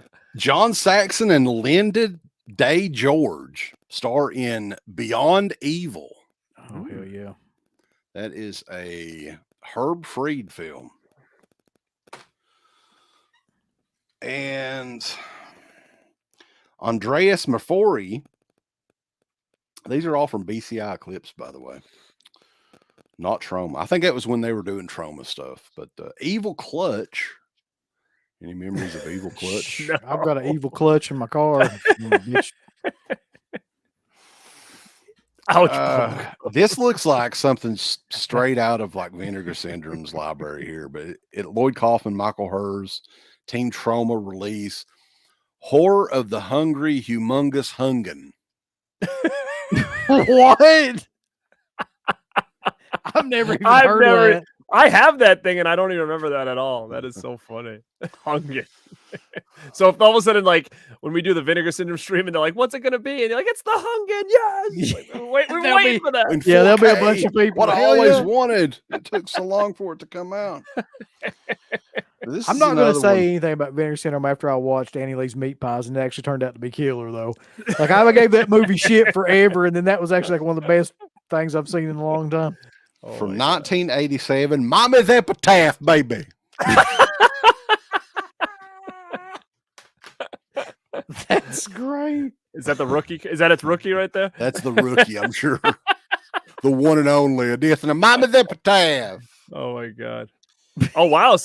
Bog Zombie said Beyond Evil VSA is going for ridiculous money. Is it really? Yeah, it really is. That's wild. People are. I didn't even know that was out from Vinegar Syndrome, but I didn't either. Next one up from 1988, Death by Dialogue. Wow. Yeah. I can see it. Those are some watch-along movies right there. Mm-hmm. 1969, boys. This is an older one here. Directed and produced by Joseph Adler. It's Scream, baby, scream. Come on, baby. What's funny is like you wonder like what got these all together to be like, let's make a box of these movies, like and put them in I think just the titles. They were like, let's just find. Yeah, they're like, we own all this shit, so they're all they're not movies that individually anybody buy, but let's put them all together and we'll find some dummies that'll buy them. I was like one me. and you were one, that's for sure. Yeah. This one I think is from Vinegar Syndrome as well, from 1985. Yvonne DiCarlo and Stephanie Dunham and a bunch of other people I don't know play dead. Oh, That's from Vinegar yeah. Syndrome. They did that too. Yeah. Mhm. Yeah. Same artwork too, I think, right? Yeah, About a killer And, fucking Rottweiler or something. I love those. From 1998. This means this God. is shot on video, folks. When the night falls. What the? Directed by Kevin DeLillo. And here's what it says on the back of this one, just because this one looks crazy cheap. I got to know what it's about. FBI agent Jack Talbot is having a rough week while investigating a bloody trail of punctured corpses. He draws an unbelievable conclusion. There's an army I wrote that. vicious vampires loose in Seattle. He's hot on the produce of the cold blood suckers when his partner is killed by the head of the undead. Now Jack must raise the stakes and go after the bloodthirsty Night Stalker in an intense, heart-stopping finale that'll leave you drained. Wow. If there's not a movie now called Head of the Undead, then that's a shame. That's What There about is one. Undead Head? Undead. That's the new Vinegar Syndrome peekaboo titles. Undead. There is one in there with a funny name though. I forget what it was called though. Something. I don't think you said it There's yet. a few in here with funny names.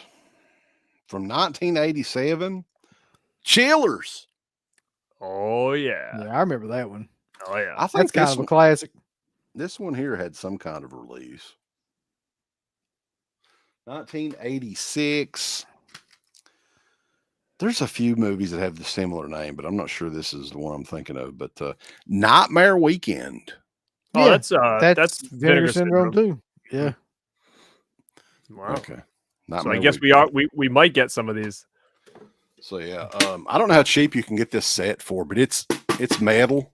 If you have a bunch of extra magnets lying around, it can hold those too. So, Sick. Classic. How many people right now are researching this on eBay? yeah, what's the Probably- price of the blood bank now? I'm curious. I don't think it's probably much. I'm guessing it's probably really low. Hold on, I'm gonna look it up. You can get it now for around about $35 if you want to. That's actually more than I thought. Almost. And I had them right handy here, boys. Yep. Professional here. So who's next? Is it me? Mm-hmm. Okay. So we'll put you up later, asshole.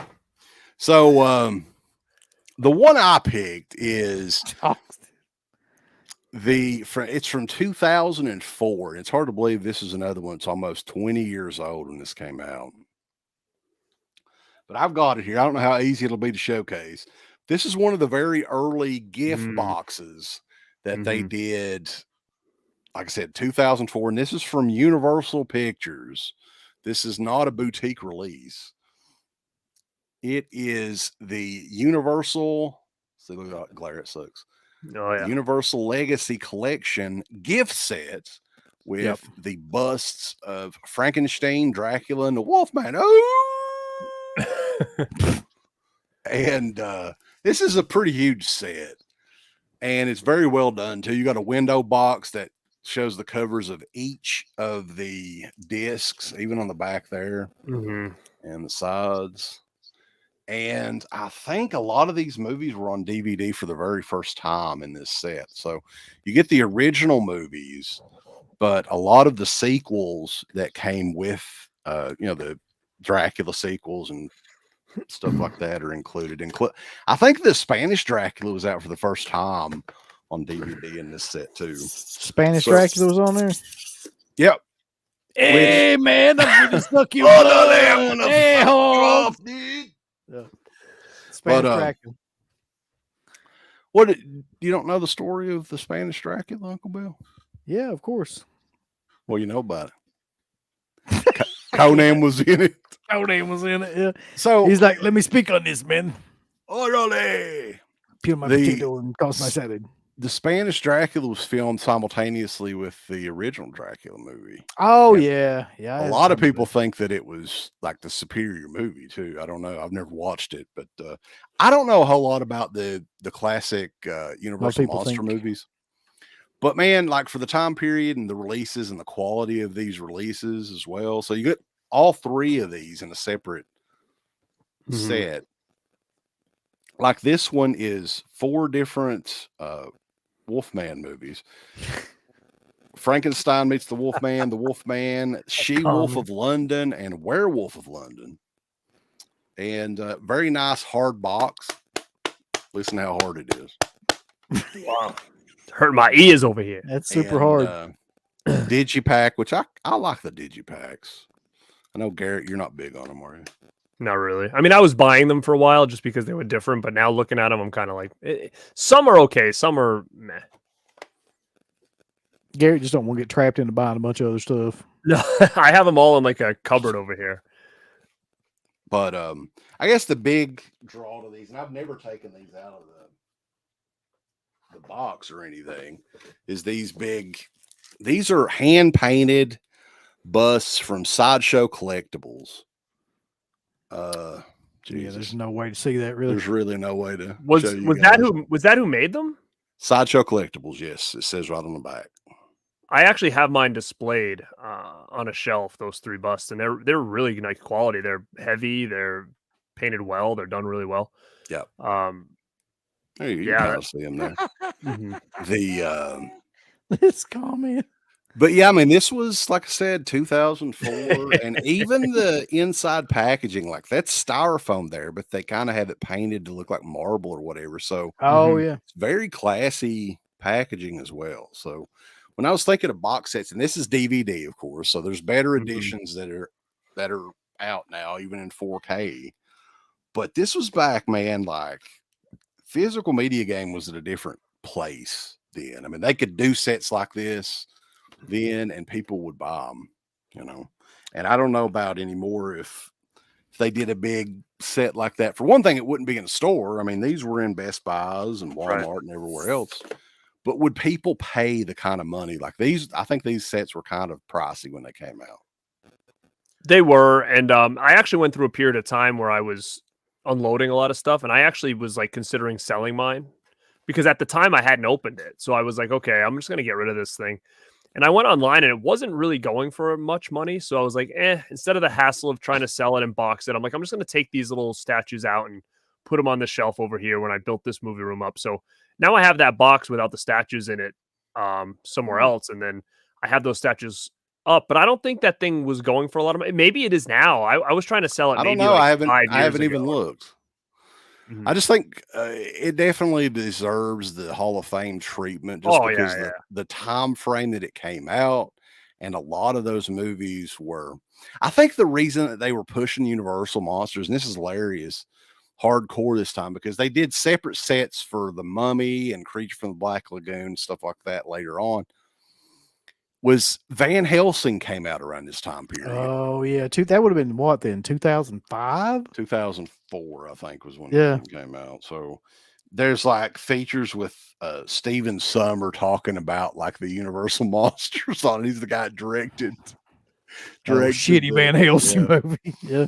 But yeah, I mean, maybe that's why they went that far all out. I think Universal still to this day has, major props and respect to the monster movies, just because those were the movies that kind of got them in the game really early on. But yeah, I mean, something like this, I don't know if we would ever see something like this again, but it was a hell of a set. I don't know, Uncle Bill, did you ever get this one?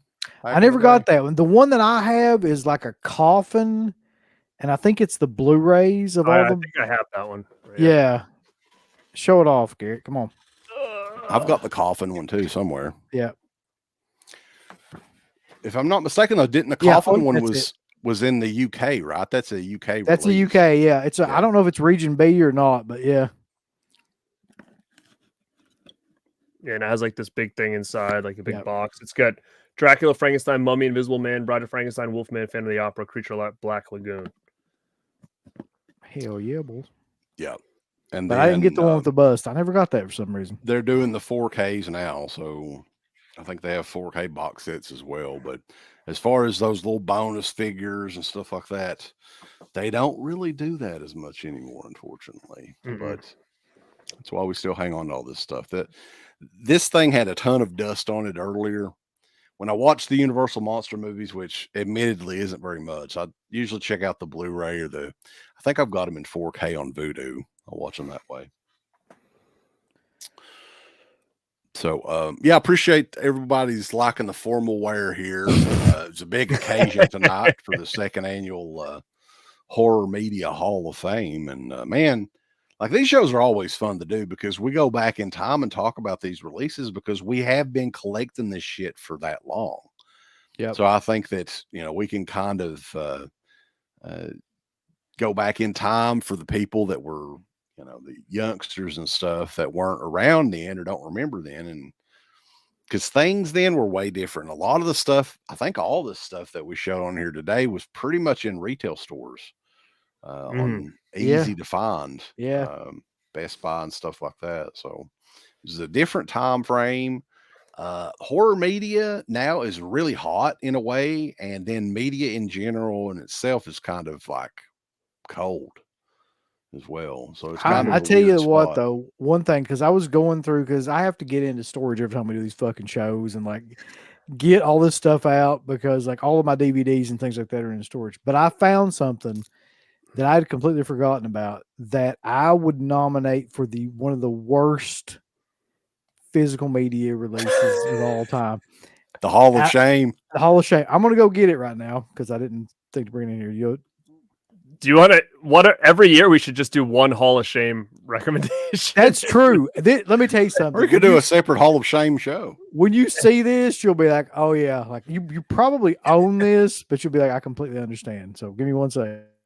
All right, we're gonna put in that Hall of Shame wing. There's like a Hall of Shame wing of all the shitty movies. Well, I'd say more people would get a kick out of that too. But I mean, as far as bad releases, I don't know what you would. I mean, other than ones that are totally messed up or something, I don't know. Yeah, maybe try to pick one every year would be pretty easy. I don't know what he's gonna take up right now. You got the semi truck, the Texas Chainsaw one, didn't you? Yeah, I actually bought it not too long ago. After we did our Texas Chainsaw stream, I had such FOMO that I finally got it. I did an unboxing of it on the channel. And we've talked about Suncoast Video a few times on the show.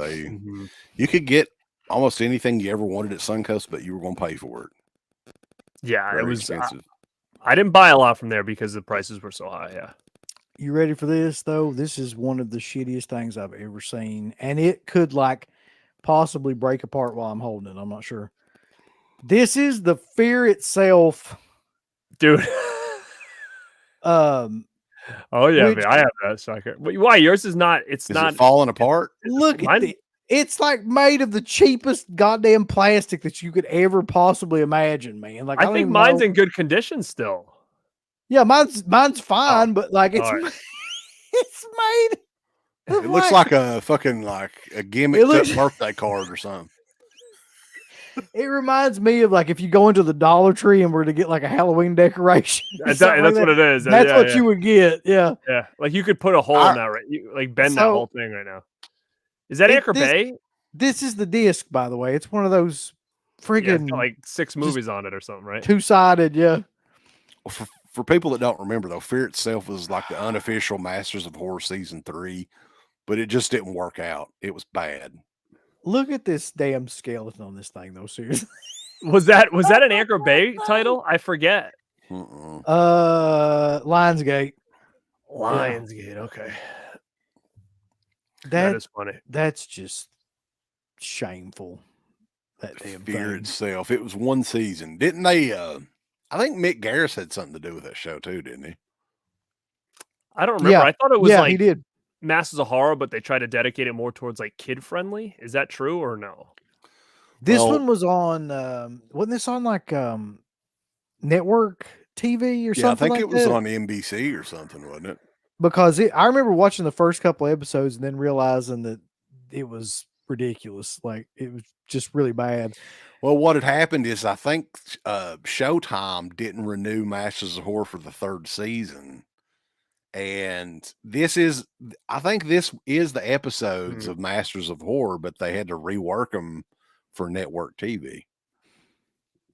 I do remember that. I knew there was a connection with Masters of Horror. I just didn't. I didn't remember why.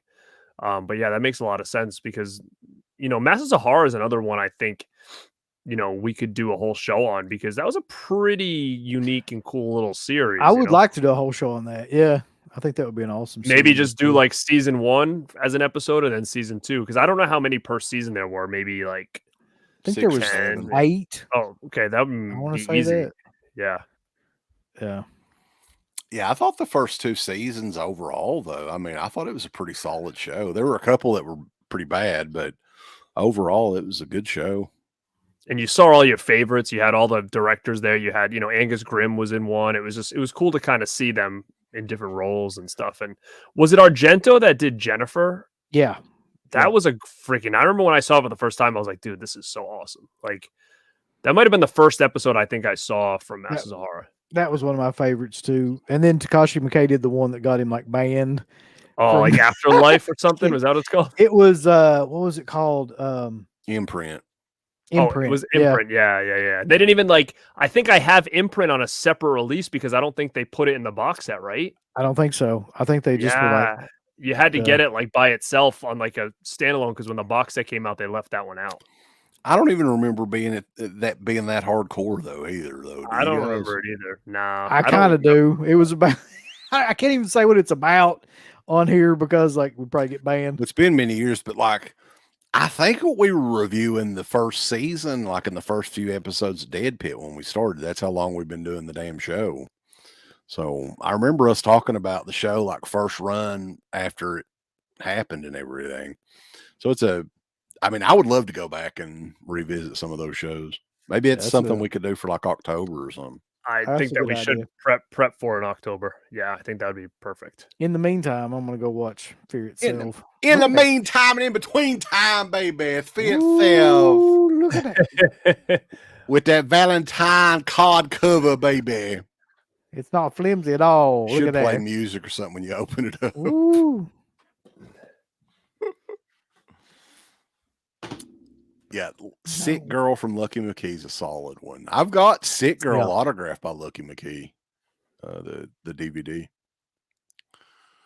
So, but yeah, guys, hey, this is always a fun show to do. If anybody has any questions or anything you want to hit us up, we'll be on here for just a little bit longer. But I think another solid year for the Horror Media Hall of Fame, boys. Do you want to do a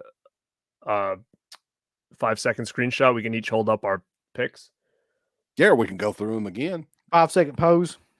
Yeah, pose down. Pose down. If I can avoid the glare, boys. Yeah, I've got to get. It's gonna be difficult because this one's got packaging in it. Hold on. Yeah, wait. This one's got packaging. I can't do it. Hold on. Oh God. There it is. Boom. Get your screenshot. Post it. Dun, dun, dun, dun. Dun, dun, dun, dun. The 2023 class of Hall of Fame.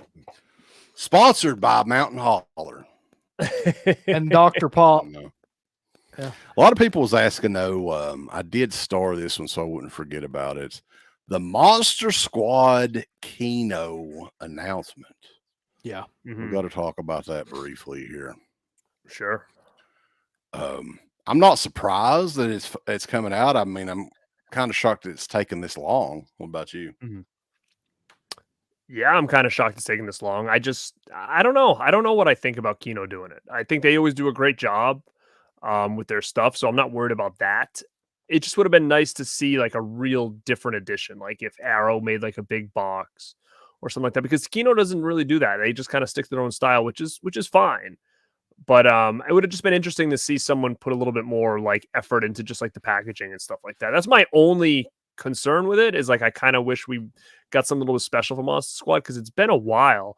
That last Olive Films one that they did was junky. It was like bare bones. It was the best one that they've done, I think, ever was that Lionsgate one when that thing came out. Even the Blu-ray like is really, really cool. Everything after that was a little bit kind of in my opinion. Yeah, like I kind of agree with that. But I'm also kind of burnt out on the Monster Squad, man. Like I don't even know. I don't think I would give a shit who put it out on 4K. Like at this point, like I've seen that movie enough, and it would be the same thing too with like Savage Streets or Friday Five. Like I've just some certain movies I've just seen way too many times. By the way, the Creaky Ohioan, I don't have the damn Saw. I don't even think I own a Saw movie. Period. So. That's somebody else you're thinking of. Oh, I bet you've got a couple of Saw movies. You just don't realize it. Maybe. They were like throwing those Saw DVDs pretty much away whenever they come out for review back in the day. Do you remember that? Mm-hmm. There was a new Saw movie every year for a while. There was so many editions of it too, like jewel cases and then regular editions. Yeah. Scream Factory, it does seem like a release that they'd want to do. I mean, that's kind of surprising. It definitely that's what I said when we were talking about it this morning. I was like, that to me seems like another Scream Factory dropped the ball on that title, because that seems like something that they would have been all over. So I don't know if they even try anymore. Like you'd think they would work hard to get something like that in their library. You know, that to me seems like a no-brainer for them to try hard to get that. Yeah, I mean, I think that they're fine just re-releasing stuff that they've already done in 4K. Like a lot of people are putting over that Creep Show 4K, man. They say that it's amazing and everything, but for me, they haven't topped that collector's edition Blu-ray that they did, the packaging and everything on it. And I don't know how you can go from that to just like a basic vanilla horror edition, even though if it is 4K. The vanilla horror edition. Yeah, the vanilla horror, I mean, just generic cereal box slipcover shit. Like I mean, Scream Factory's in trouble, guys. They are. I mean, there's studios doing it way better. Kino's releases, they pretty much the quality on the slipcovers and everything are exactly the same, and the Blu-rays are at a fraction of the price of what Scream Factory, literally half the price. You've got companies like Arrow. Let me tell you something, man. Like I bought that damn Abraxas Blu-ray from them here recently, and with shipping from them and everything else and taxes, it was $40. That's just a regular like Blu-ray. There's nothing like special. They're out of their minds, man. Like there's no way people are there's just no way.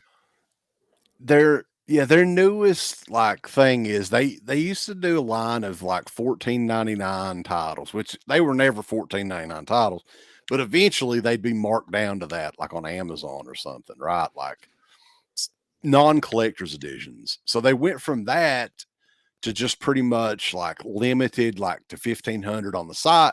But guess what? It's $30 if you want it. They jacked the price up because FOMO again, and I think that there's so many companies that's doing it so much better than them. Pretty much everybody right now. Yeah. Yeah. And I'm also just curious too, like a lot of the people that are saying how great something like Creep Show looks, right? Like, are they watching it and then going to get the Blu-ray and watching that and then going back and like really comparing and contrasting? Like, there's some videos out there that people do that, and I'm curious to look at it to see, is it a drastic difference or is it not? Like, if you're just popping it in and say, "Oh my god, it looks great," okay, well, when I pop in the Blu-ray, I say, "Oh my god, it looks great too." So it's easier to praise something unless you're watching it side by side, right? So that's another thing too. And if someone doesn't own the Blu-ray and like, "Oh, it looks great," like, that doesn't always mean it's going to look 100 times better. You don't have anything to, kind of compare it to. Well, that's one thing that you did one time. I think it was with the Lost Boys when the 4K came out, and like you had the Blu-ray and the 4K comparison, like, which I kind of agree, man. A lot of times with 4Ks, like certain titles on 4K, they screw up the color correction, and it doesn't look anywhere near as good as the Blu-rays for whatever reason. Like that is, I've seen that happen multiple times. Did you guys hear the big news that Death Ship is coming out in 4K from Dark Force Entertainment? No, I hadn't heard that. If anybody didn't know, you'll never be able to buy it though, because the website will be down like 50% of the time. Well, he has the website up in 15-minute intervals every 2 weeks or so. Yep. Do you think that isn't that like the ghost ship what they like almost like the original of that movie. Right. Yeah, it's from like Yeah, 1980. George Kennedy's in it. It's not the It's not best. good. I no. think I have like a Scorpion DVD of that thing, but 4K. I've got the. huh? I think I had the Blu-ray of it, and that's good enough for me. I mean, I'm sure Somebody the 4K put is it going to look out, great yeah. though. Yeah, who did Death Ship Blue? Maybe I, I do. think it was Vinegar Syndrome. Like I thought that's who put it out, but maybe I'm wrong. No, I think it may have been Scorpion or Code Red, it Scorpion. may have been Blade. all the films. I don't know, but Captain Horror, what is up, man? Blue Underground did the same thing with the 4Ks of New York Ripper, House by the Cemetery, Zombie, and Maniac. Those lenticular slit Blu-rays were amazing. Those 4Ks don't top the Blu-ray releases.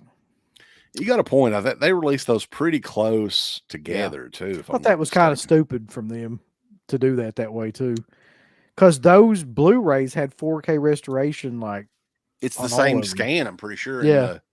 I think the Blu-ray versions have the soundtrack as well with them, which wasn't included with the 4K. They did. So that's a good And I've point got there, some. sir. I've got like some of the just the Blu-rays, and then some of them I've got the 4Ks for, and there's really not that much of a difference, to be honest. Are they doing is Blue Underground? They're just basically upgrading their library to 4K, right? That seems to be all they're doing. Yeah, They haven't got any new original titles, right? At all. not that I've seen. Not in the No. last while. And they're doing like a lot of their soft core, like Euro sex stuff now in 4K, which Oh, I saw they were releasing something, right? I'm not even fucking asking for that shit to review, man. I'm That not. ain't. I'm not getting that. No. Mm. No, I have no interest in that. But I would love to maybe talk to Bill Lustig again, because they've re-released stuff over and over and over and over, and have not really acquired anything new in many years. It's been a Right. long time, and I'm wondering why is that? And it is interesting, man. I'm curious too. It would be a great conversation, I think, you to have with him, because I'm trying to even go back and think, like, what was the last Blue Underground title that came out that was like brand new for them? I don't even recall. Well, Lustig is the one that got on there on an interview and said something like that. You know, it was almost the end for these physical media companies and things like that because of they're running out of titles to be able to get like cheaply from a lot of these companies. So maybe that's what happened to him. Maybe he was just like, I can't, afford to license out any new titles or anything like that. Well, he was working. A lot of people don't remember. He was working for Anchor Bay back in the day, and he was kind of the one in charge of getting a lot of these European horror titles for them. So Yeah. it's not like he doesn't know. I mean, he was the guy that did it. So I'm curious, like, is it maybe the prices are just too high, or I'm thinking a lot of the stuff that he releases, he just flat out owns it. Like, I don't think he's licensing it at all.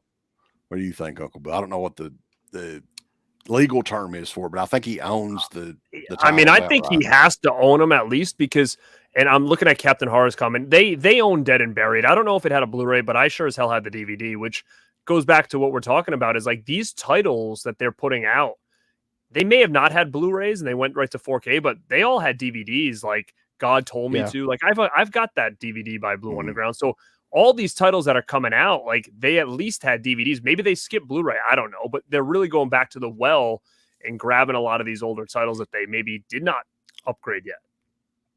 Yeah, Dead and Buried for sure had a DVD because I had it at one time. I don't know about Blu-ray though. That's interesting. That would be one to go back and look and see if they've done it. But Blue Underground though, as far as their 4Ks go, I've got to put them over, man. They all look amazing. I 100% agree with that. Yeah. I don't know what they do different than everybody else, but geez, I mean, you talk about just fantastic looking transfers every time too. I've said this a million times, but that zombie transfer for that 4K, like, in the first scene in the ship, there was stuff that I could see in the ship laying around that I've never seen before watching any other editions of that film. Like, you could see like what magazines were laying there and like stuff that was just like you'd never even picked up on before if they even thought about picking up on. So I'd highly recommend that one. Yeah. And that's the thing, like a lot of their titles though are good titles. Like they do have a good solid library. Like even Dead and Buried and I think that's a great addition. I think that Two Evil Eyes, I like that movie as well. Like, I think that they do have a solid, catalog for sure. But yeah, just curious to see why they haven't jumped the gun and got like a Monster Squad or anything else that's up for grabs. I'm not sure. Somebody in here said, and this might be the best answer to that, is that he's probably just slowly trying to get out of the game. He's just kind of re-releasing all these 4Ks and trying to back away from. Well, I mean, how many employees does he have? Is it just I him at this point? I doubt he has any, to be honest. Maybe a couple. Because you don't see Blue Underground doing conventions or anything like a lot of these companies. They're never there, So who knows? I mean, I'd love to talk to that guy, though. We've tried to get him on, but I don't know. Yeah, we had him on many years ago and talked to him. Very nice guy. But he may be busy with other stuff. Who knows? He's a filmmaker as well. Yeah. So. But guys, hey, it's been a fun show. Garrett, what you got coming up this week on the Born2BeRad channel or the Rad Pack or whatever? I've actually got a pretty busy week. Actually, I have so I've got a film and put out hopefully tomorrow. On the Rad Pack channel, we're doing like a community challenge talking about 9 movies that you had watched consistently as a kid, like where you would rewind the tape and put it back in and watch it day in and day out. So 9 of those kind of movies, we're doing a little community challenge. So I'm going to record and put mine up tomorrow on the Rad Pack channel. Tuesday, I'm going to be on Planet CHH's channel, and he's going to be interviewing me, talking about certain collectibles in my collection. And then Wednesday, we have an interview with the Rad Pack. We didn't drop it yet as far as who we're interviewing, anything, just because we want to make sure it all goes according to plan. But that's supposed to happen and be recorded on Wednesday. Pucker up your butthole. Thursday, I'm going to be with you guys again for Severin, right? Severin Film Summer Sale, boys. Some quality 4K titles from Severin. And that is, and then I think I'm off Friday. And then Saturday, is Saturday the 1st or no? It is. So that means I'm going to be on my channel doing Rad Company with Captain Hara. He'll be on. So Rad Company. So I have a pretty big week going on here this week. So, yeah. Always rad as fuck. If you don't redo that song, you're really missing out. Yeah, I think Have somebody redo that. That'll be the. I'll redo that song and send it to Garrett. He can be the. I want it to be. I want it to be the opening for that show. So if you can do it for me, that'd be great. Okay. Oh, thanks, dude. I appreciate that, man. Oh, hell yeah. Appreciate it. Irvy96, glad to see all is good with your channel. Love the streams with Dead Pit. Thanks, dude. I appreciate Indeed. that. So, yeah, everybody go and subscribe to both channels as well. And I think in the Vinegar Syndrome, they're doing the subscriber week on Saturday as well.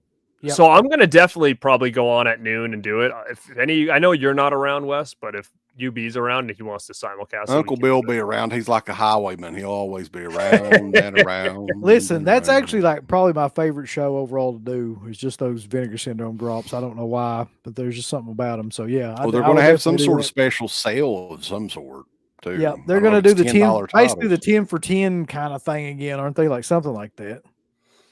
Yeah, if you're around, we can do. Me and you can do it. So that's Steve will be around too. He's always interesting. Saturday at noon. Okay, next Saturday. All right. This Saturday. Well, yeah, that's Saturday to me. I'll be going to see Taylor Swift, man. It's going to be so exciting. I can't wait. Sick. Maybe she'll. You gotta shake it off. Shake it off. I know that song. All right, boys. But that is it. Uncle Bill's got you got the Rogero Diodato show coming up tomorrow night, right? Zero.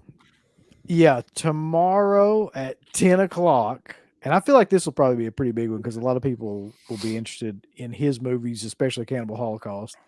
So we're going to be doing Rogero Diodato. I don't even know who else is going to be on that show yet. I know that Dana and Mark are both probably going to be on that show. I hope Mark's going to be on that show. And then maybe a couple other people too. Yeah. I knew Ken he'd show some support for Tay. Yeah, he likes that.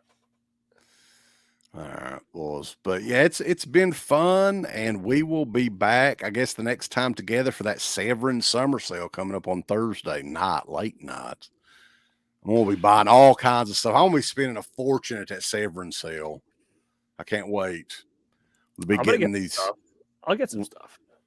Limited edition things that they'll have in the next couple of weeks at a convention coming up, but it's still limited, because it's that's convention stock, right? But it's been fun. We will catch you guys next time on Born2BeRad.com and .com. Give us the thumbs up, Up your butt. like, subscribe, and if you subscribe, here's something else you can do. Once you subscribe, you can click the bell notification, right? And it'll notify you anytime that Dead Pit puts up new shit. Or don't. I really don't give a if you do or I not. want you to. I want you to. I don't care. Let's keep our community growing here on No, YouTube. I don't like it. I don't want you to do nothing. Listen, they need to do that, pal. No, don't you Yeah. dare touch it. Thumbs up, subscribe, and click that bell. There's all kinds of wonderful shirts over at shop.deadpit.com. Simply the best horror shirts. On TeePublic, there are others, but they all suck. You can get some Dead Pit radio shirts. You can get Last South on the Left. The Hills Have Eyes. Texas Chainsaw. Oh, wait, you can't say Texas Chainsaw. All kinds of shirts, folks. You're gonna love them. Shop.deadpit.com. Thank you to all of our supporters on Patreon. Dead Pit on Patreon.com is the only place to check out a complete archive of the old Dead Pit radio shows all the way back from 2005 on, in addition to the midweek shows and fan commentaries, exclusive podcasts, and much more. Dead Pit on Patreon.com if you're interested. Tiers start at only $1.